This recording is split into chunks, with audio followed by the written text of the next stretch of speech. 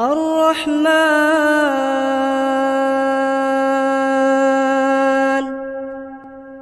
علم القرآن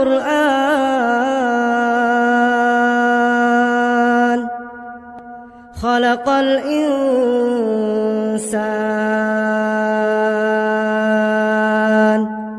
علمه البيان الشمس والقمر بحسبان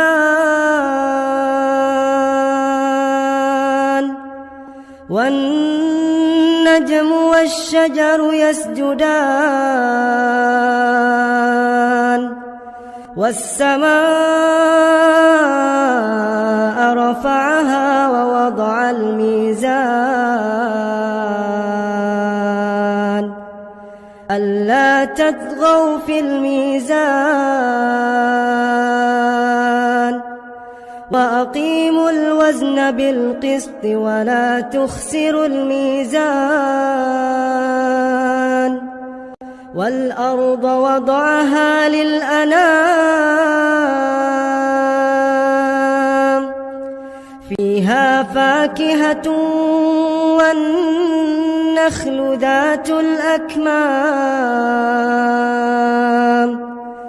والحب ذو العصف والريحان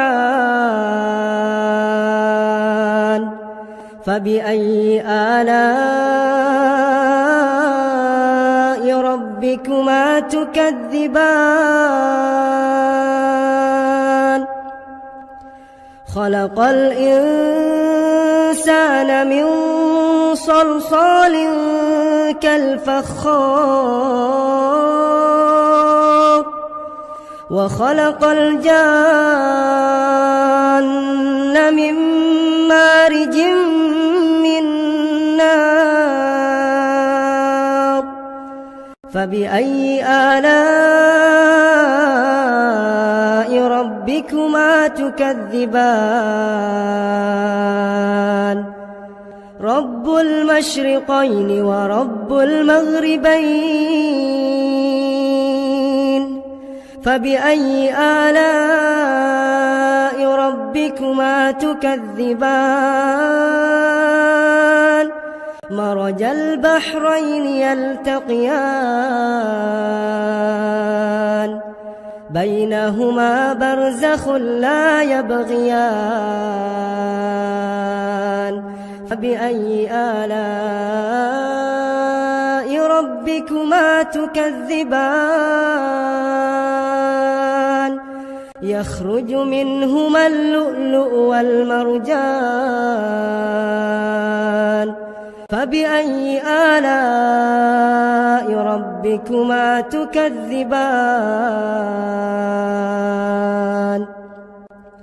وله الجوار المنشآت في البحر كالأعلام فبأي آلاء ربكما تكذبان كل من عليها فان ويبقى وجه ربك ذو الجلال والإكرام فبأي آلاء ربكما تكذبان يسأله من في السماوات والأرض كل يوم هو في شأن فبأي آلاء ربكما تكذبان سنفرغ لكم أيها الثقلان فبأي آلاء ربكما تكذبان يا معشر الجن والإنس إن استطعتم أن تنفذوا من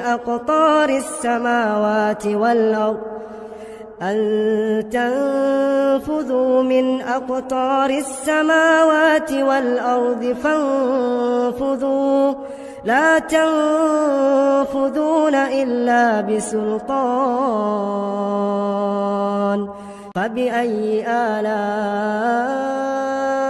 ربكما تكذبان يرسل عليكما شواظ من نار ونحاس فلا تنتصران فبأي آلاء ربكما تكذبان فإذا انشقت السماء فكانت وردة كالدهان فبأي آلاء ربكما تكذبان فيومئذ لا يسأل عن ذنبه إنس ولا جان فبأي آلاء ربكما تكذبان يعرف المجرمون بسيماهم فيؤخذ بالنواصي والأقدام فبأي آلاء ربكما تكذبان